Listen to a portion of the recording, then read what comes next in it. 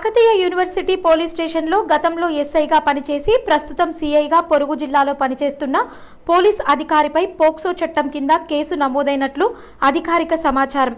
2022వ సంవత్సరంలో కేయూలో ఎస్ఐగా విధులు నిర్వహిస్తున్న సమయంలో సదరు అధికారి స్టేషన్ పరిధిలో ఒక మహిళతో సన్నిహిత సంబంధాలున్నట్లు సమాచారం.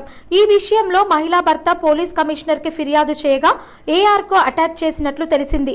అనంతరం సీఐగా పదోన్నతి పొంది ఖమ్మం జిల్లాకు అటు నుంచి భూపాల్పల్లి జిల్లాకు బదిలీపై వెళ్లిన సదరు అధికారి ఇంకా మహిళతోనే సన్నిహిత సంబంధం కొనసాగిస్తున్నట్లు సమాచారం. ఈ క్రమంలో సదరు మహిళా కూతురిపై కన్నేసిన పోలీస్ అధికారి అత్యాచార యత్నానికి పాల్పడినట్లు ఇటీవల కేయూపీఎస్లో మహిళ ఫిర్యాదు చేసినట్లు సమాచారం. విచారణ చేసిన కేయూ పోలీసులు గురువారం సదరు అధికారిపై అత్యాచార యత్నం పోక్సో కేసు నమోదు చేసినట్లు తెలిసింది. నిన్న బాధితులు ఇచ్చిన దరఖాస్తు మేరకు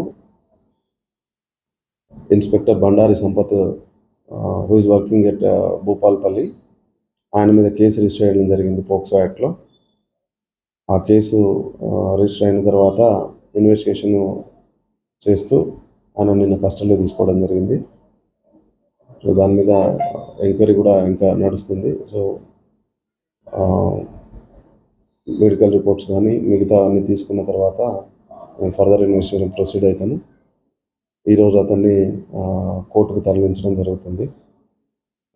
ఎవరైనా ఇలాంటి కేసులకు పాల్పడ్డట్టయితే, ఇలాంటి నేరాలకు పాల్పడ్డట్టయితే కఠినంగా చట్ట పరిధిలో శిక్షించబడుతుంది. వాళ్ళ పట్ల మేము కఠినంగా వ్యవహరిస్తాము. కాబట్టి ఎవరు కూడా ఇలాంటి నేరాల పాల్పడద్దని చెప్పేసి హెచ్చరిస్తున్నాం. రేపు కూడా సెక్షన్స్లో కేసు రిజిస్టర్ చేయడం జరిగింది. అటెంప్ట్ రేప్ అండ్ పోక్సో బెదిరింపు ఉన్నట్టుగా కూడా పిటిషన్లో మెన్షన్ చేయడం జరిగింది. సో ఎంక్వైరీలో కూడా తేలింది. దాంట్లో భాగంగా కేసు రిజిస్టర్ చేయడం జరిగింది. సో వాళ్ళు ఎవరైనా